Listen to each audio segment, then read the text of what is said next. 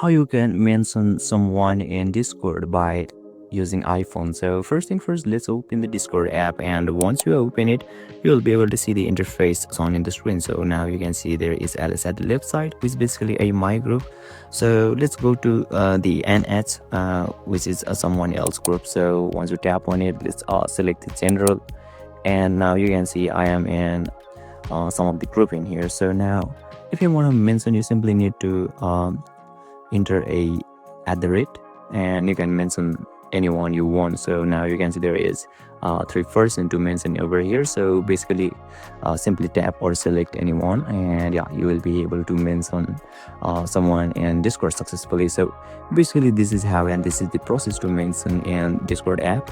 And if you still encounter any issue during this process, feel free to leave a comment and I'll be happy to assist you. Thank you for watching, and I'll see you next time.